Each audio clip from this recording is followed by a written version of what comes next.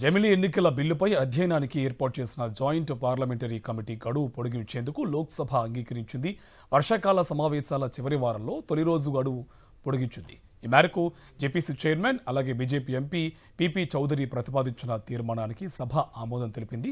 దేశవ్యాప్తంగా లోక్సభ, అసెంబ్లీ ఎన్నికలను ఏకకాలంలో నిర్వహించేందుకు 129వ రాజ్యాంగ సవరణ బిల్లు తీసుకొచ్చింది కేంద్ర ప్రభుత్వం. విపక్షాలు పలు అభ్యంతరాలు వ్యక్తం చేయడంతో సంయుక్త పార్లమెంటరీ కమిటీకి పంపింది. 39 మంది ఎంపీలతో జేపీసీ కమిటీ ఈ బిల్లును అధ్యయనం చేస్తుంది. దీనిలో లోక్సభ నుంచి 27, రాజ్యసభ నుంచి 12 మంది సభ్యులు ఉన్నారు.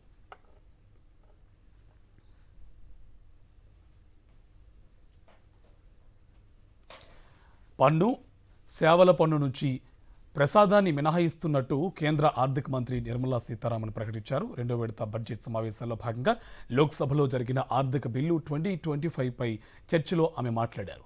ఈ సందర్భంగా పలు కీలక ప్రకటనలు చేశారు. ఆలయాలు, ప్రార్థనా మందిరాల్లో విక్రయించే ప్రసాదాలకు ఎలాంటి జీఎస్టీ వర్తించబోదని స్పష్టం చేశారు.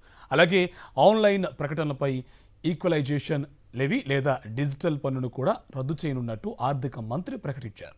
అంతర్జాతీయ ఆర్థిక పరిస్థితుల్లో అస్థిర పరిస్థితులను తొలగించే క్రమంలో ఈ నిర్ణయం తీసుకున్నట్టు తెలిపారామె. లోక్సభలో ఆర్థిక బిల్లు 2025కి ప్రతిపాదించిన 59 సవరణలో ఇది ఉంది. కాగా 35 సవరణలతో 2025-26 ఫైనాన్స్ బిల్లుకు లోక్సభ ఆమోదం తెలిపింది. स्वीकृत हुआ और विधेयक यथा संशोधित पारित हुआ। माननीय मंत्री जी, संशोधन संख्या 34। Sir, I move the amendment number 34. प्रश्न है कि माननीय मंत्री द्वारा प्रस्तुत संशोधन संख्या 34 को स्वीकृत किया जाए। जो सदस्य के पक्ष में हाँ कहें, जो सदस्य विरोध में ना कहें। मेरे विचार में निर्णय हाँ वालों के पक्ष में, हाँ वालों के पक्ष में संशोधन स्वीकृत हुआ। Sir, I rise to move that the bill as amended be passed.